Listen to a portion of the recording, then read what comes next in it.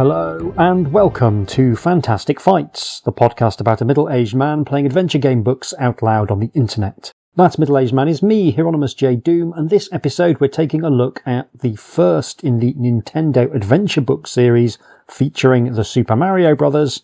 Double Trouble. This wasn't actually the episode I was going to do, but real life has done the thing that it sometimes does and scuppered all of my carefully laid plans. That means three things. I'm unexpectedly in Yorkshire, I still can't work out where I put the Doom Industries mobile studio, and I don't have the mental energy to deal with anything complex that requires serious analysis. So, instead of the advertised episode, we're going to be looking at the first in a series of adventure game books produced by Nintendo in the very early 90s. This adventure stars Mario, and it was produced in a very interesting period for the character. These days, corporations exert tight control over their intellectual properties, and Nintendo is no different. Due to his ubiquity as Nintendo's corporate mascot, Mario's appearance, his character, and the world in which he appears must all conform to a distinct and unified aesthetic. That wasn't so much the case in 1991, although Super Mario World had come out in 1990 and made great strides in defining the visual template of a Super Mario title. There was still a lot of leeway given to companies that had obtained licenses to use the Mario IP. This would ultimately culminate in the deranged fever dream that was the 1993 film adaptation of Mario Bros. Starring Bob Hoskins, John Leguizamo, Samantha Mathis and Dennis Hopper. That is a thoroughly demented exercise that dares to ask the question, what if we remade Blade Runner as a comedy and also filled it with dinosaurs? It's a much more interesting exercise in creative interpretation than the recent animated movie and has the distinct bonus of not featuring Chris Pratt in any role at all. This represents the high watermark of Nintendo as a company being unconcerned with how their iconic mascot might be represented in other media. It arguably shows an awareness that Super Mario Bros. Has historically been a gameplay-first property. There's rarely been much of a story to mainline Mario games, and his design owes everything to chance and the vagaries of 8-bit development constraints. The fact that he's popped up in everything from puzzle games to sports sims shows that there's really very little actual substance behind the luxuriant moustache and the high-pitched Italian accent, which makes Nintendo's increasingly draconian approach to the character all the more baffling. Mario is becoming fossilised, even though the games he features in are generally still delightful. So I'm always intrigued by things from an earlier era when there was more freedom to explore the idea of what it might mean to be a Super Mario brother. I haven't looked in any detail at this book before playing because honestly, part of the fun is going to be seeing what a jobbing writer can do with these characters. Clyde Bosco, the author, is a pseudonym for Russell Ginns, who has worked prolifically as both a writer and a game designer, so there's at least a decent chance that he's got some kind of grasp on what might be an interesting approach. And I think it should bear at least some resemblance to the video game on which it's based.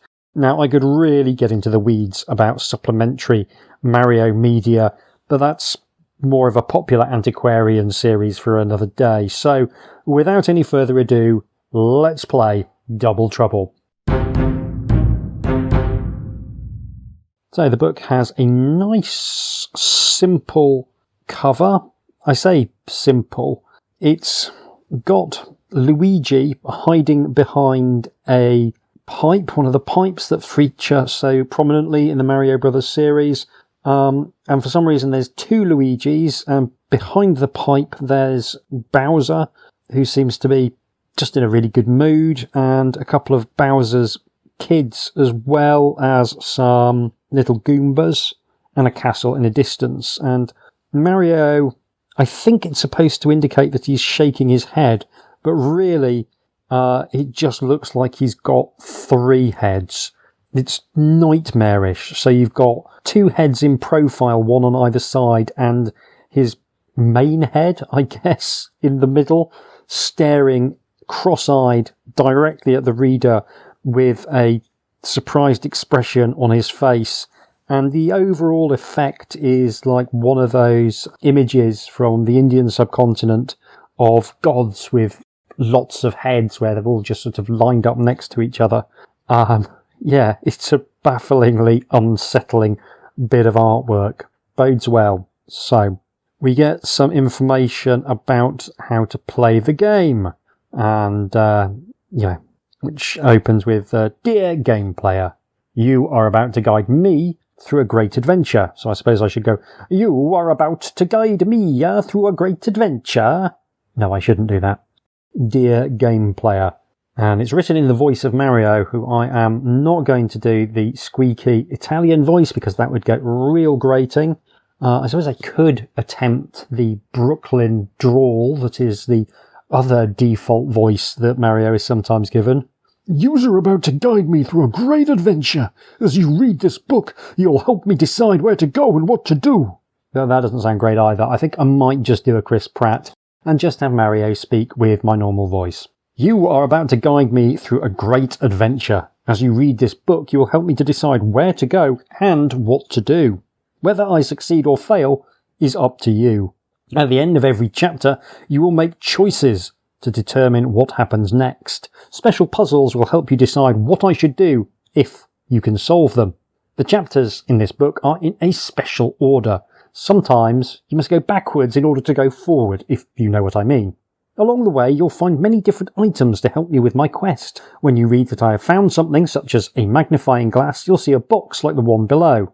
And there's a box with nice, clear, bold type that says, Mario collects 1 coin and he now has the magnifying glass. Turn to page 96. And that's just great. And I wish that more game books were disciplined about really flagging the game bits. This is a very extreme example of making it very, very clear what's narrative and what is gameplay mechanics. Really like it.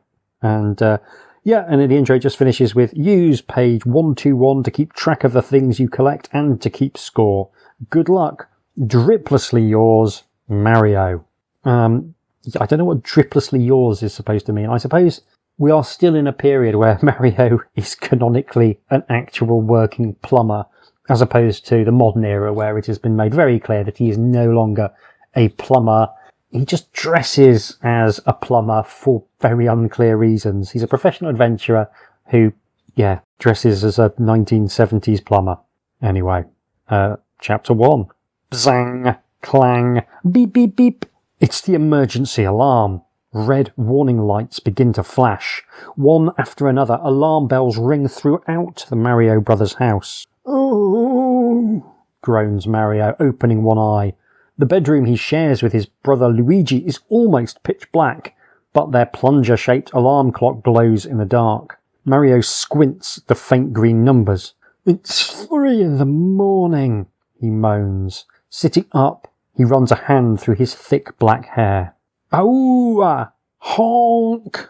Before Mario has a chance to get out of bed, the alarm goes off a second time. The lights automatically switch on and a pillow on the end of a mechanical arm swings down from the ceiling. It knocks Mario out of the top bunk and onto the floor. All right, I'm up, he grumbles, scrambling into his bright red overalls. Grabbing his hat and his waterproof plumber's wristwatch, he charges out of the bedroom and down the hall. He hurries past the supply room, the game room and the kitchen and heads into the plumbing workshop to answer the emergency call. I mean, traditionally, Mario is depicted as something of a blue-collar everyman. This version of Mario seems to be absolutely loaded. He's got a supply room, he's got a game room, he's got all kinds of fancy gadgets to help him get out of bed. I think this is a Mario who is no longer truly in touch with his roots. This is Mario redefined as one of the 1%, a plumbing magnate. The place is a mess as usual. A pair of socks hangs among the racks of wrenches and spare copper tubing. On a table buried under several stale bologna sandwiches is a broken garbage disposal. Definitely have to get this room organised someday, says Mario.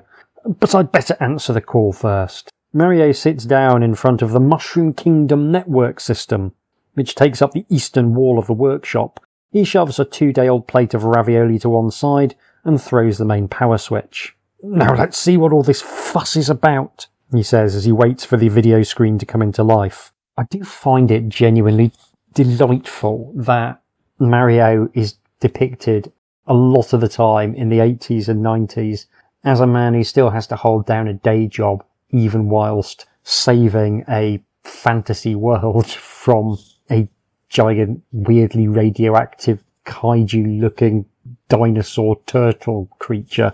It's just endearingly nuts as a premise. The Mario Brothers communication system has come a long way since the day they were first called upon to save the Mushroom Kingdom. Back then they had to listen for Princess Toadstool's voice ringing through the pipe that leads from her mysterious world to the plumbing shop. Now they rely on an advanced network of computers, radio telescopes, homing pigeons and TV monitors. He is absolutely loaded. He's swimming in brass. But for some reason, today the network doesn't seem to be working. Mario! Crackle. Quickly! The voice of Princess Toadstool fades in and out of one speaker. Mario fiddles with several dials, but the video screen is awash with static. Bring Luigi and, Buzz to the palace! Crackle. Please hurry! I'm not going to try to get this equipment working, says Mario, getting up from his chair. It sounds like the princess needs us there on the double. So that is the intro, and from there we are told to turn to a new paragraph, which is, to be fair, the exact next page. Luigi, wake up! Mario calls as he runs back into the bedroom. No one answers. Mario considers waking his brother with a bucket of cold water, but the last time he did that, Luigi got even by filling Mario's shoes with some of his top secret spaghetti sauce. So Mario leans over the bottom bunk where his brother sleeps and gently pulls back the heavy wool blanket. The bed is empty. It's strange, says Mario, puzzled. Luigi usually sleeps 17 hours a day. Why would he be up at this time of night? This is what I mean about writers being given remarkable freedom to just extemporise what Mario and Luigi might actually be like, because there is so little information in the video games. Yeah, I don't think it's now canon that Luigi sleeps 17 hours a day. I mean, I'm not an expert on Super Mario lore. I could be completely wrong, but this feels like something that a writer has just invented, and I'm here for it.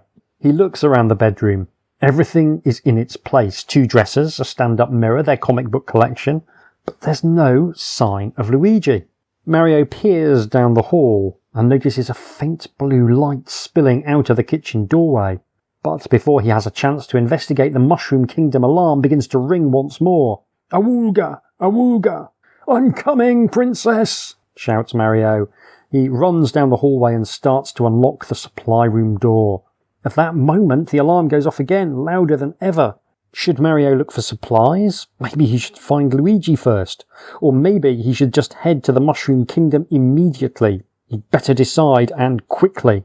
So that's our first choice being presented to us, and it's a pretty good one. We can go and search for Luigi, get supplies, or just head straight for the adventure.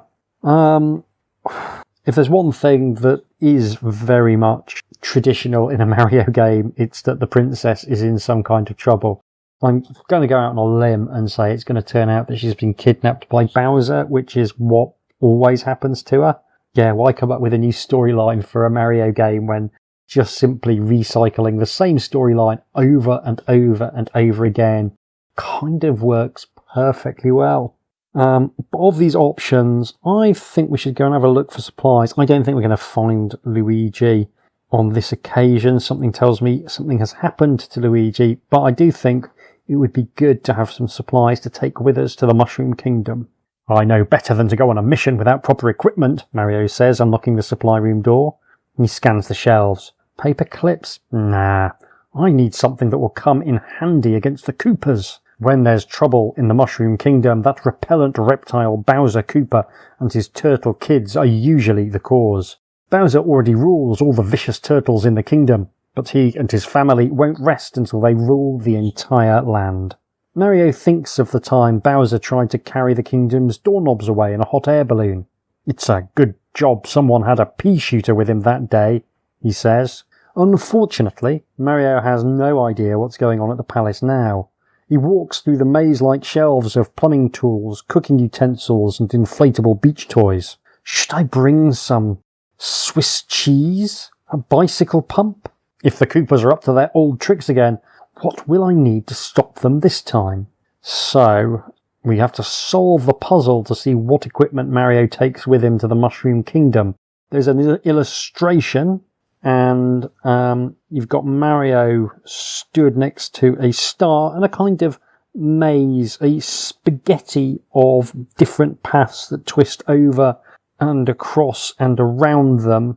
And there's 4 possible items you can get at the end: a hammer, an anchor, a magnifying glass, and a super mushroom. And you pick one of the 4 paths and you follow it, and it will effectively lead you at random to one of the items. So I'm going to treat this as I always do. I'm going to start on the left.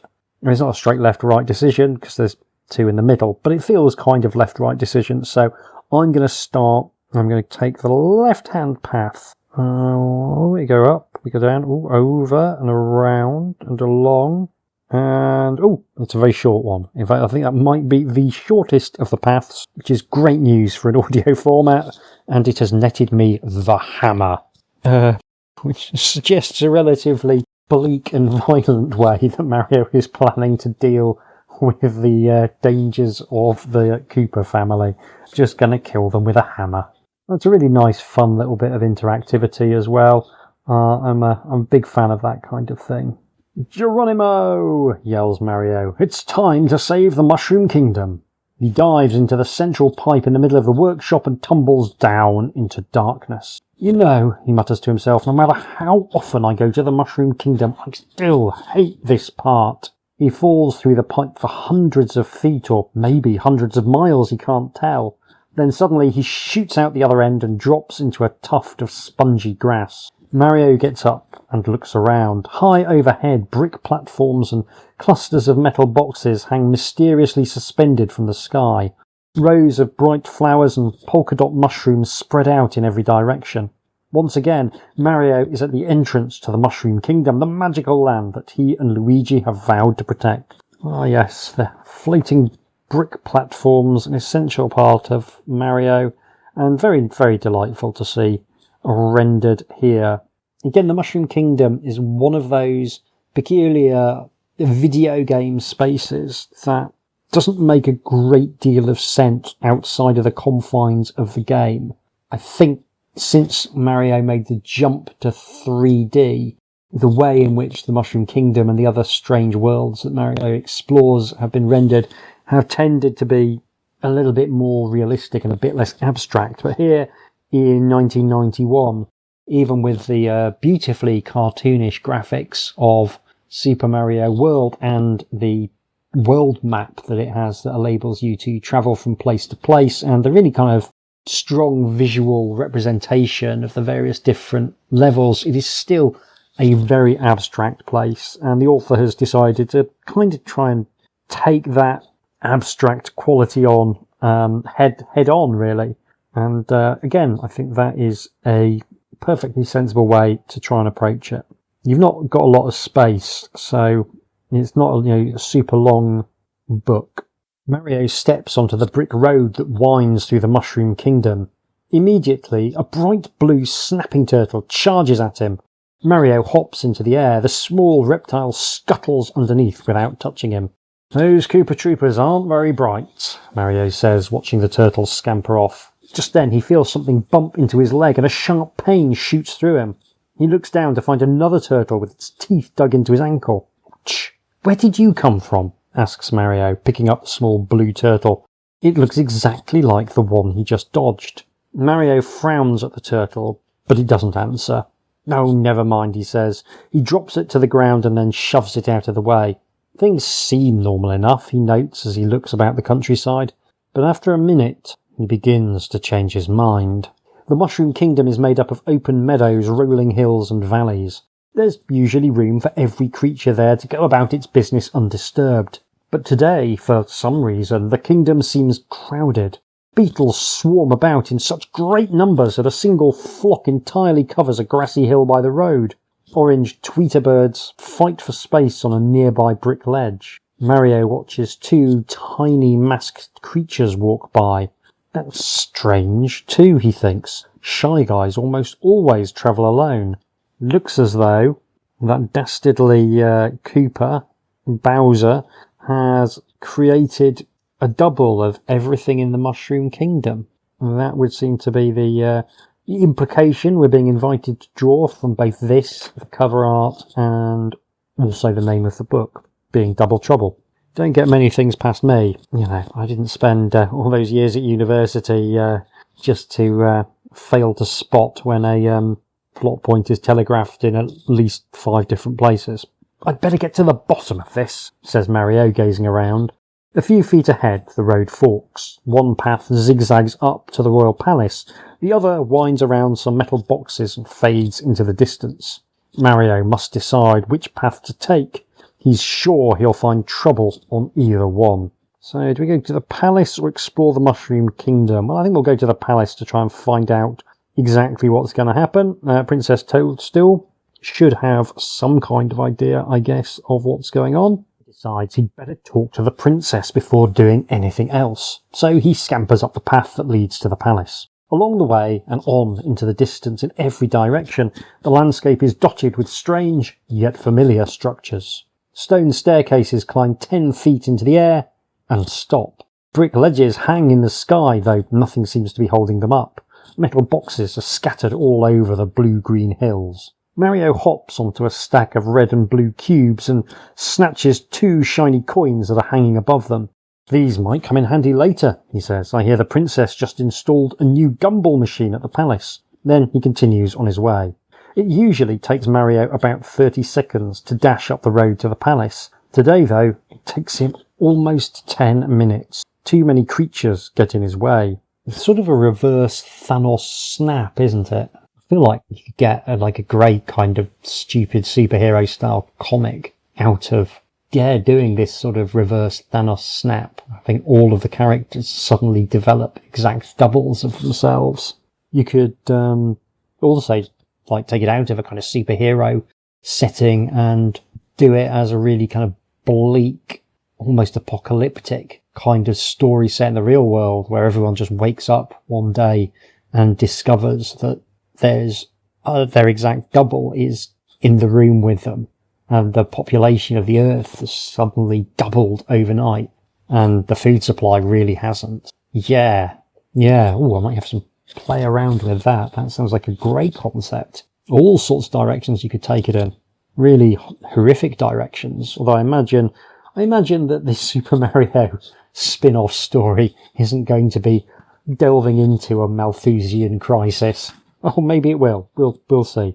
Mario bounds up the grand marble staircase to the palace's front gate. One of the 2 doormen is standing guard.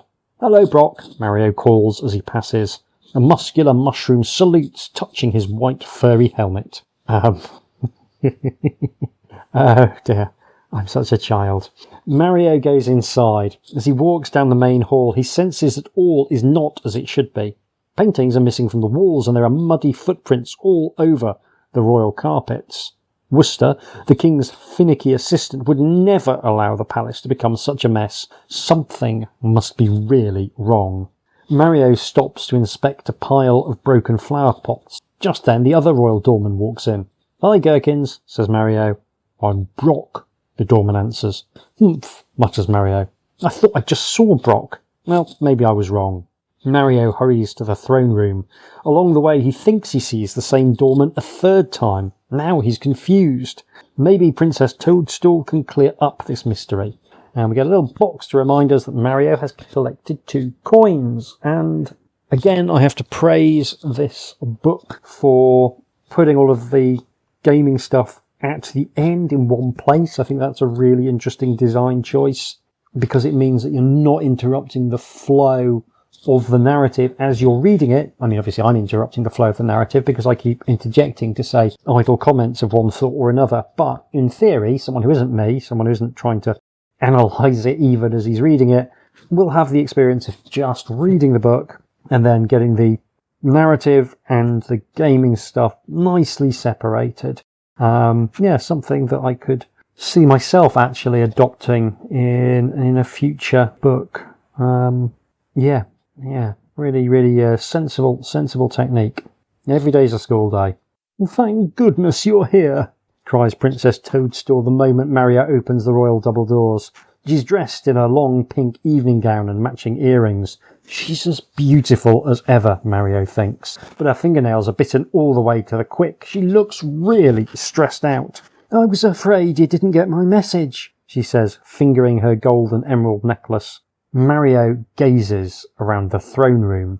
The place is a madhouse. There are two of almost everyone in the hall. Everyone is yelling at his or her double. Even one of the royal pool cleaners is looking in a mirror and yelling at her reflection. I guess she got confused, Princess Toadstool says. Looks like you've got a major disaster on your hands, Princess, says Mario. But what happened? It all started 2 days ago when the mailman showed up with bunches of flowers for everyone, explains Princess Toadstool. Everyone took the flowers to their room, but Worcester dropped his, Toad's and mine, when I asked him to put them on the windowsill. Then the next morning, when Worcester watered the king's flowers, they started crackling and shooting sparks. All the bouquets had strange-looking tiny video cameras hidden in them. The princess's heels click on the throne room's marble floor as she paces anxiously. As soon as we figured that out, we threw all the flowers away. But it was too late. Doubles of almost everyone began to appear. Since then, things have been getting more and more confusing. No one can remember whom they've spoken to. The royal refrigerator is empty from feeding all the extras, and swarms of monsters are overrunning the kingdom. Mario arches one bushy black eyebrow. I smell a big fat Cooper rat, he says, which may be the stupidest line of dialogue I have ever seen in my entire life. I love it.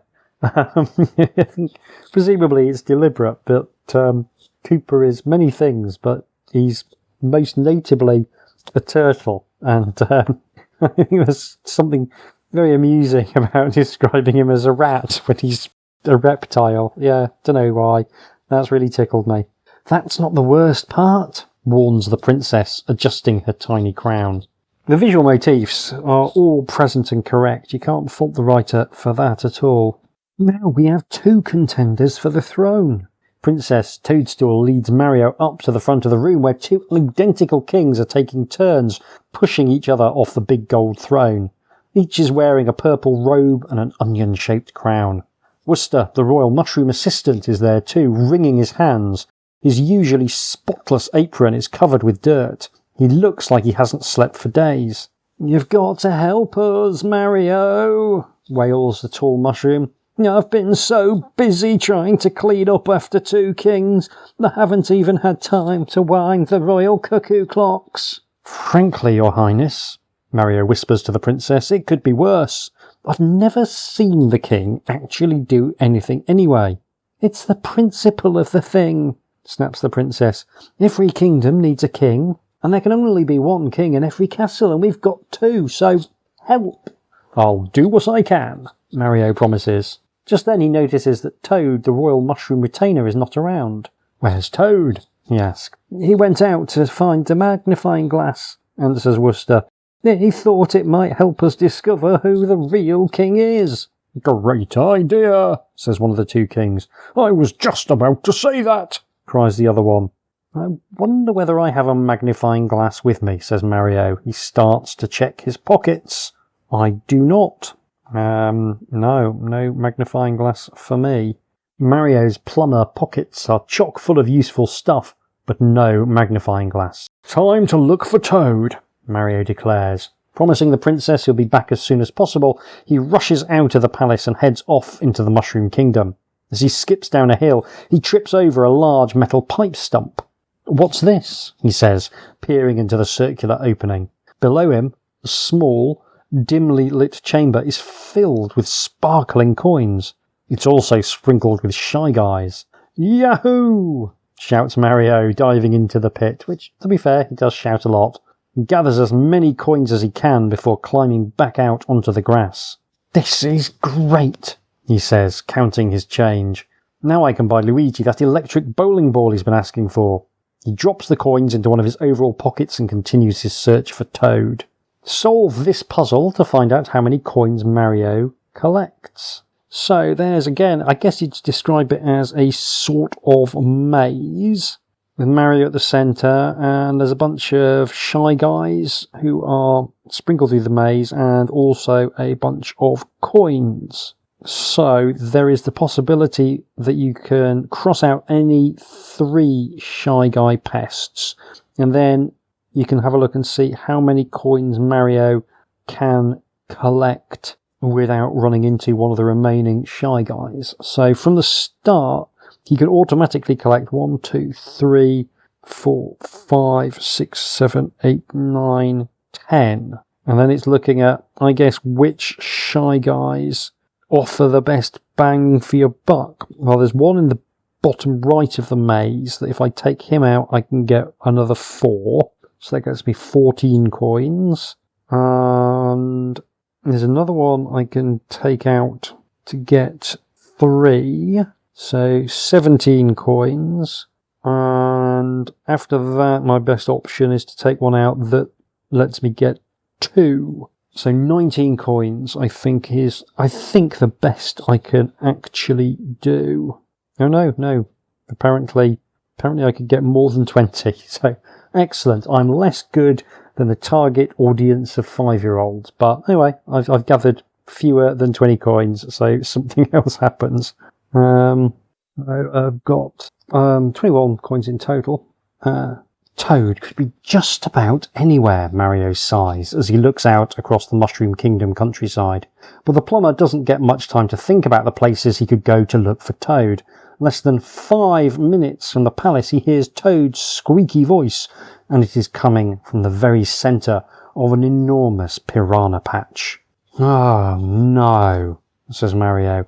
He gazes into the field of swirling, snarling green plants. Those overgrown fly traps are bad news. "Save me," cries Toad. Mario can see a white dot in the middle of the moving green field. "I'm on my way," he calls, and begins to make his way through the vicious plants. This has been a nice time so far. "Unhand my pal, you dirty weeds," Mario shouts. He pushes his way through the growling green monsters. One huge piranha plant turns to face him, and it runs a fleshy pink tongue across its lips and twists its green mouth into a horrible grin. Mario picks up a baseball-sized rock and hurls it at the plant. "Batter up," he calls. Quickly, the creature picks up a large stick with its mouth and uses it to bat the stone away. Mario looks around. Oh no, nearly all of the piranha plants have picked up sticks and they're swinging them at him.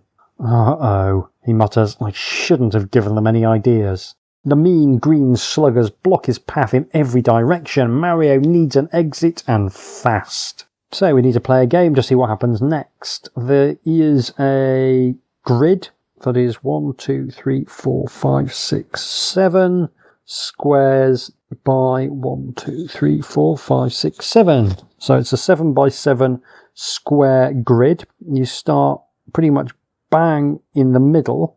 Each of the squares has a arrow indicating one of the 4 cardinal directions and a number. And what you do is you start in the middle, and then you select one of the squares. You move 2 spaces in any direction. Don't know whether that includes diagonals. I think it probably doesn't.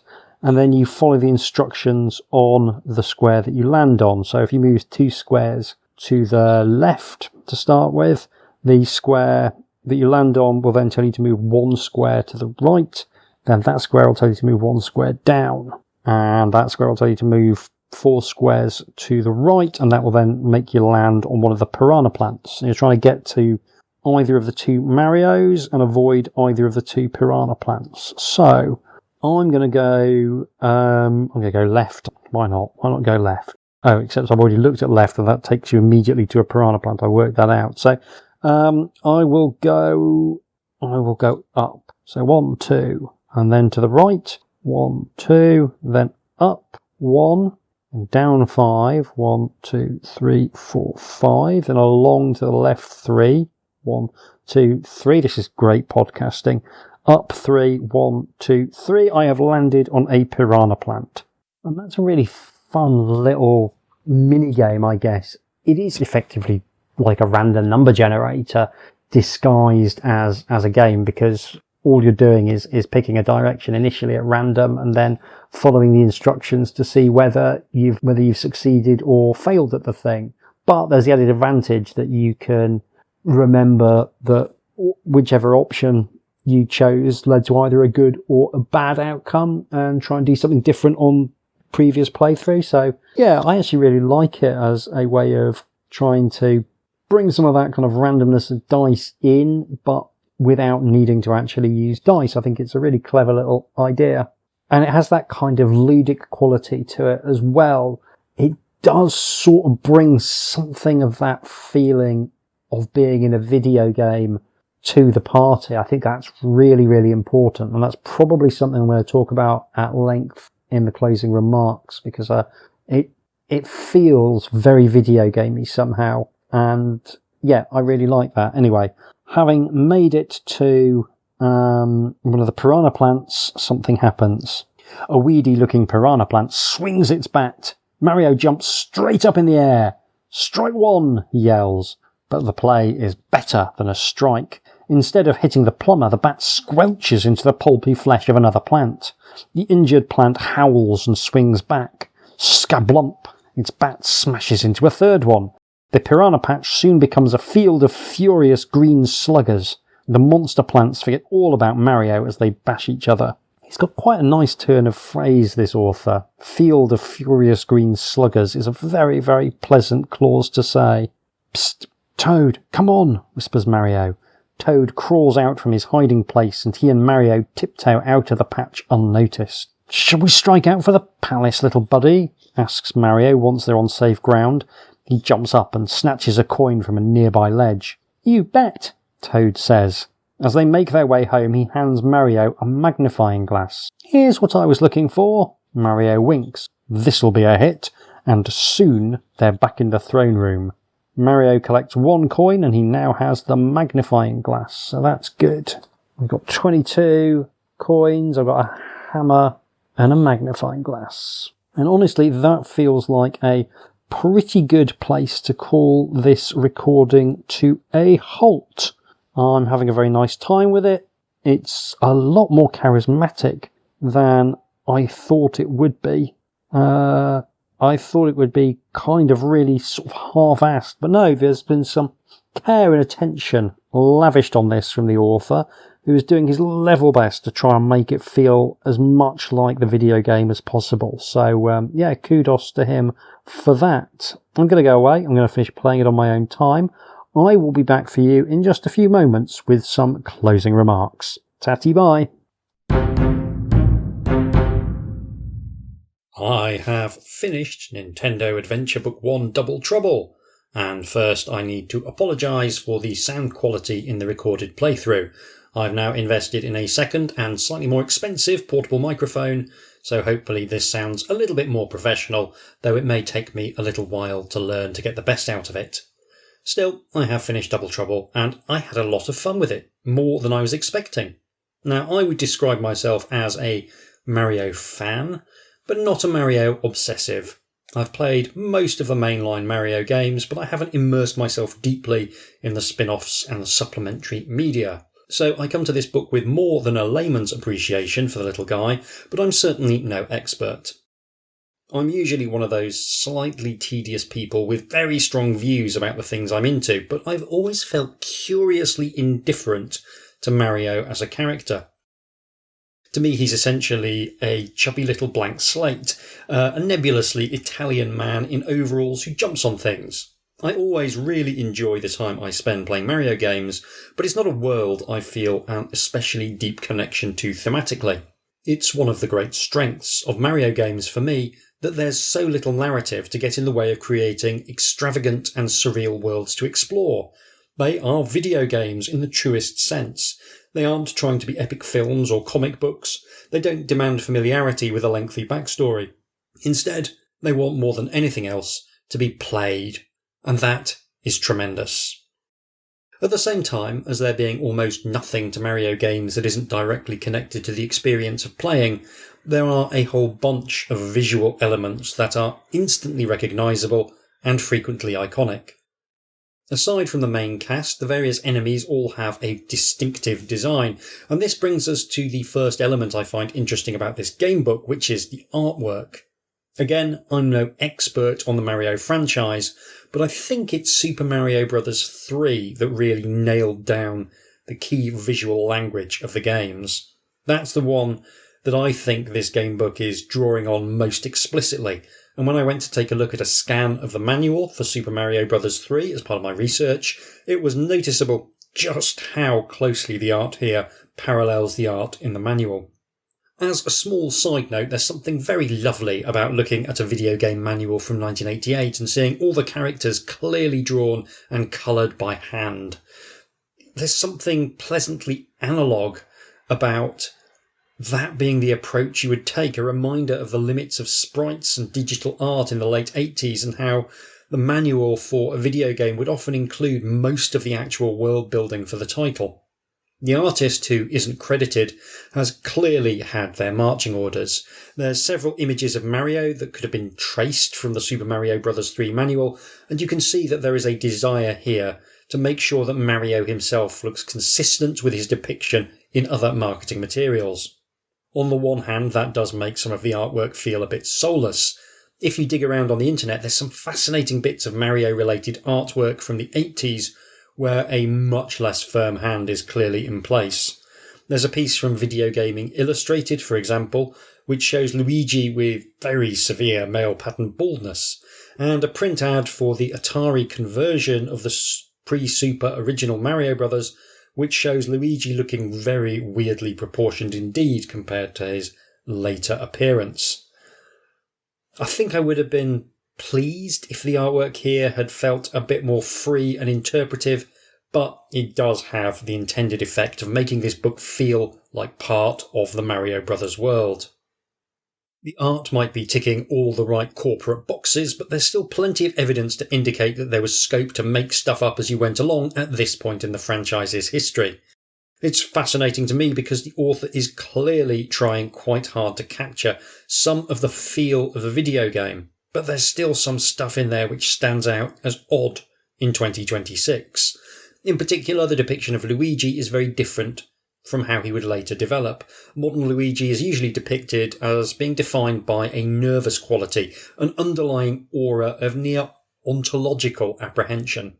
That was something that developed from his appearance in the Luigi's Mansion games, in which he was depicted as an extremely reluctant Ghostbuster. That's still some way off in 1990, and so the author had much more of a free hand.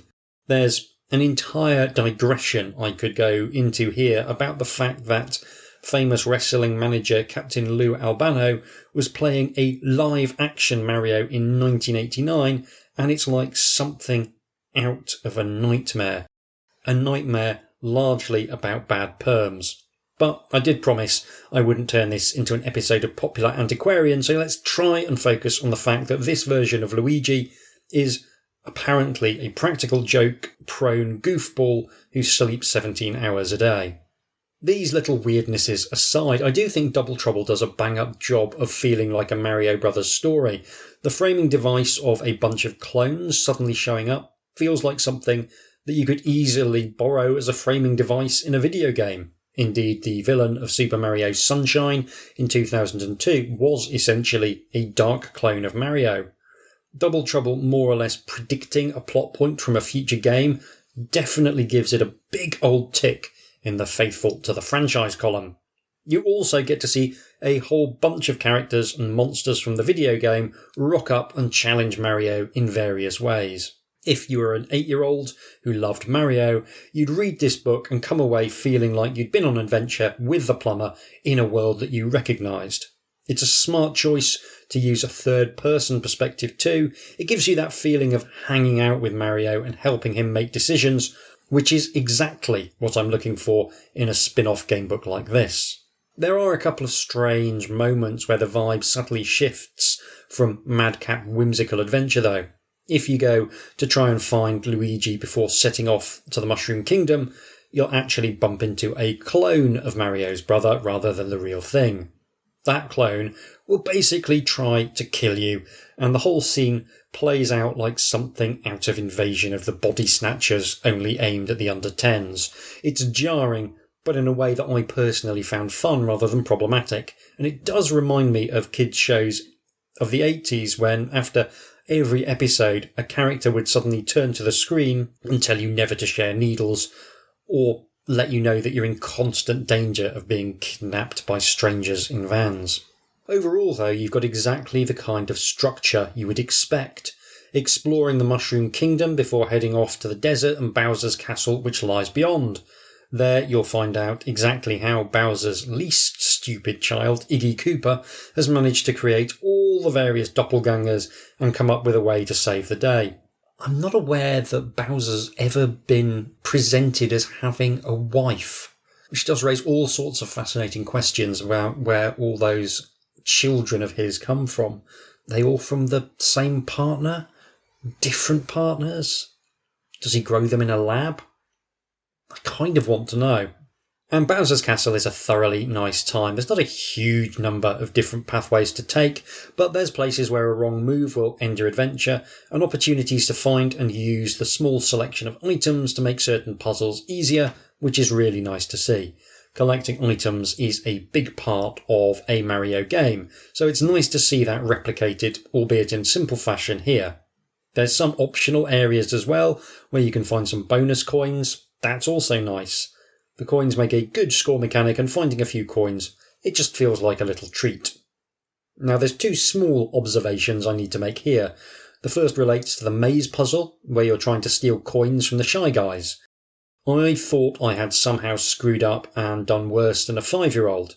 Turns out I hadn't. If you follow the optimal route, the maximum coins you can end up with is indeed 19. If you claim that you got 20 or more and follow the link, you get a big picture of Princess Peach and a mild telling off for cheating. Although the book is kind enough not to specifically call you a cheat and simply tells you that you must have miscounted before punting you back to where you were.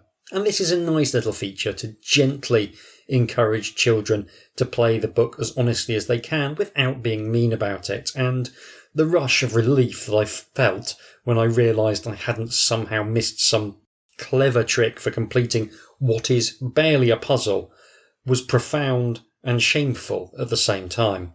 There's a couple of similar puzzles that will do the same sort of thing later in the book, and overall it's a fun little Easter egg to find if you've been playing scrupulously fairly and only check to see what happens out of frustration.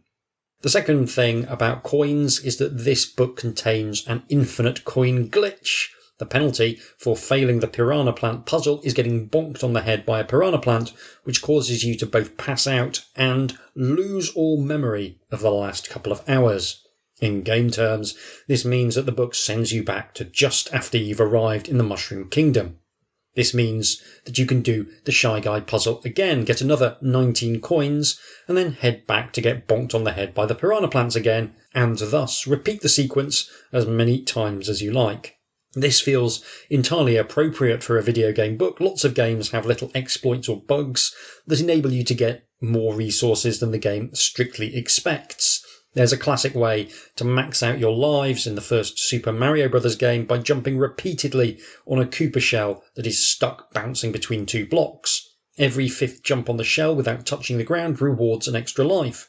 And with the right setup, the timing works out so that that will happen without needing any further player input. Mario just keeps bouncing up and down on the shell, and you keep getting more lives until you hit the cap of 99. A version of the Koopa shell trick works in many Mario games, and I'd like to think that the infinite coin glitch here was a deliberate reference to a way people can exploit game systems for their own ends. In another game book, I'd probably be taking the author to task for breaking the sense of immersion, but here the presence of the infinite coin exploit perversely adds to the immersive quality of the story, and I just think that's neat. Overall, this book is mechanically fascinating. Aside from your classic gamebook mechanics, it's jam-packed with interactive content in a way that straddles the boundary between a gamebook and an activity book. There's word searches, maze puzzles, spot the difference puzzles, and a host of similar games that vary pleasantly in the amount of cognitive effort they require. Some just require you to follow a simple set of rules like a robot, but plenty require a little more effort and brain power to get right. There's a link between these activities and the experience of playing a video game, albeit an abstracted one. And this touches on something key for game design in general, which is how marrying the feel of your mechanics to the feel of the world can create immersion, regardless of what those mechanics actually are in functional terms. The activities in Double Trouble feel whimsical, light, and a little silly, which is exactly the tone of the Super Mario universe. It doesn't matter that filling in a word search is a very different activity to pressing buttons on a controller. It's somehow tickling a similar part of my brain. There's a sense of fun to it, which parallels the sense of fun that permeates Mario games, often up until a point where they suddenly decide they hate you for no reason. And there's a couple of excellent examples from the world of tabletop role-playing games as well that I think bear mentioning. Conspiracy X, an RPG inspired very much by the X-Files, used the famous Xena cards popular in research into ESP to resolve psychic powers. So you resolved psychic powers in a way that felt like actual psychic research, which was awesome. And it gave those abilities an aura of verisimilitude which felt entirely appropriate for a game playing at the edges of the possible and wanting very much to make the world feel like an even more paranoid reflection of our own.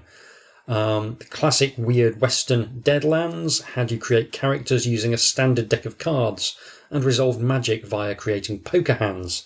And this is a great example because there's nothing about a deck of cards that you would necessarily associate with generating a character, but playing cards, bring a whole bunch of Western images along with them, and that just gets imprinted on the game by a kind of aesthetic osmosis. It just makes the game feel like a Western. This is a hard thing to do with a tabletop RPG, and it's doubly hard to do in a game book where mechanical space is often very limited. I think the version that usually works best for me is when good writers manage to tie certain puzzles to the artwork. I think it's Howler the Werewolf, where you get a lovely picture of a bunch of grubby-looking characters and have to use the information you've gathered to spot the telltale mark of the werewolf. We've also occasionally seen gambling games or even hunting minigames written into the text and art with varying degrees of success. I'm struggling to think of a game book that does quite what Double Trouble does by imparting a sense of playfulness that's so congruent with the source material whilst being theoretically immersion-shattering. I think for a more grounded and less whimsical game book, it's not going to be possible to throw in a word search, but I think there's definitely more that could be done with the artwork providing clues, some obvious, some obscure, to help with decision making and channel some of that same feeling. You meet a group of goblins and are asked which one you want to attack, and the artwork lets you know which one of them has a spear, and then it'll be able to poke you with it unless you go for it first, for example. It could also be something much better. I think you could maybe drag in some of these more abstract kind of word searchy logic puzzle type mechanics into a game that was maybe themed around espionage. The actual business of espionage is mostly reading documents, no matter what James Bond would have you believe. And I think that would be an interesting way of perhaps bringing a flavour of that, an analytic quality of real-world espionage into a game book. Overall, I was really surprised by how much fun I had with Double Trouble. Part of that is down to the writing, which is clear, breezy, and adorned with the odd, nice verbal flourish. It's cheerily inconsequential without crossing the line into mocking the source material, which is always a delicate thing to get right. Sometimes we've seen game books written in such a way that I was left with the impression that the writer kind of resented the assignment they'd been given. And there's none of that here. It feels like the author was enjoying himself as he created the book. It's a shame in some ways that the versions of Mario and Luigi depicted here are products of an earlier age, because I think otherwise you could re-release this now and kids would still have a great time. But Nintendo's current iron grip on their IP would probably make it impossible. Also, Nintendo hates Nintendo fans with the blazing intensity of an exploding star. And it's a real pity. A physical copy of this book is absolutely not cheap, and it's only going to get pricier as time goes on. Still, if you can track down a digital copy through fair means or foul, there's plenty of fun to be had here for children of all ages. The games and puzzles are varied, at least superficially, and sometimes that's all you need. They didn't feel repetitive to me, and only a couple of them felt more like a chore than a fun way to pass the time.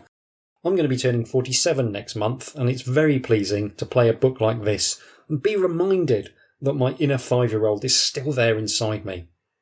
The people we were don't go away. For good or bad, they stay in little forgotten corners of our minds and only need the right door to open in order to spring back to life. And in the case of Double Trouble, my inner 5-year-old sprang back to life in a way I found, genuinely delightful. That is all for this episode. I'm afraid the schedule going forward may get a bit weird. I have got family stuff going on that's taking a lot of my time, and while I've got the next fighting fantasy book ready to go, I'm genuinely not sure when I'm going to be able to get to it. If it looks like there's going to be a big problem, I'll try and squeeze in another little bonus episode like this just to make sure that the lights are still on and I haven't forgotten about this podcast, but your patience will be appreciated during a mildly fraught period. Thank you very much for listening. Take care, and I'll see you soon.